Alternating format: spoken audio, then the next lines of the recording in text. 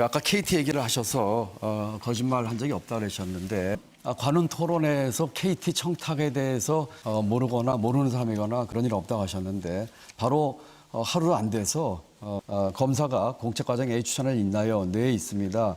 시댁 쪽에서 책임다는 부탁을 받았습니다. 이런 이야기를 했습니다. 1차에 합격을 했습니다. 불합격된 사람이죠. 인적성 검사에서 거의 꼴찌였는데 1차에서 합격을 했습니다. 물론 최종 합격에서는 안 됐다고 그래요. 교통사고 안 났다고 음주운전 처벌 안 하나요? 저는 청탁을 한 적이 없습니다. 이 사람 능력 안 되면 떨어뜨리라고 하는 청탁이 있나요?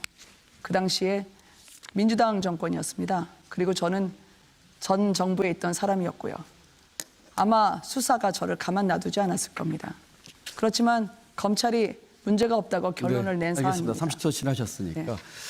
청와대 비서관 하다가 KT 전무 자리 만들어놓은 것도 낙하산 색깔이 농후한데 지금 아마 이 청탁이 아니라 추천이라고 얘기하시는 것 같아요. 2018년도에 금융감독원장이 어느 금융지주 있을 적에 친구들 추천했다는 이유만으로 사퇴한 적도 있습니다. 이것은 명백하게 우리 김 후보님의 청탁 또는 거짓말 여기에 대해서 추천받은 분 또는 청탁받은 분이 인적성 검사 시험에서 848명 중에 846등을 했다고 그래요. 그런데 1차 합격을 했습니다.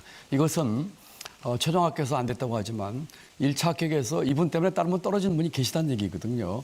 또 이번 정부가 공정과 상식을 주장하고 있는데 정면 배치되는 우리 청년들의 가슴을 못을 박은 일이 아닌가 싶습니다. 김동연 후보님은 붙든 떨어지든 아무 상관없는 사람에 대해서 그렇게 기억이 잘 나시나요? 그리고 떨어뜨리라고 할 건 어쨌든 간에 뭔가 전화 통화됐든 뭐가 액션이 분명히 있으셨던 거잖아요. 그거는 인정하시는 거죠? 지금 후보님께서 저한테 말씀을 하시는 것은 저는 빨리 이거를 정리를 하고 가는 게 좋지 않을까 싶어서요. 부정청탁이 있다는 것으로 그것을 갖고 저한테 말씀을 하셨습니다. 그리고 제가 그때 누구든 관계없이 뭔가 액션을 하시지 않았냐는 거죠. 그때 액션을 했죠. 인사를 하신 거잖아요. 인사 그래서 기준에 맞지 않으면 탈락시키라고 액션을 했죠. 보통은 이제 그런 거 관련해 가지고 자기가 어떤 청년들이 취업하는 데 있어서 그런 이야기들이 나오는 것 자체를 할 수 있는 청년이 얼마나 되겠습니까? 그래도 그 부분에 대해서 좀 사과를 하셔야 되지 않을까 생각을 하고요.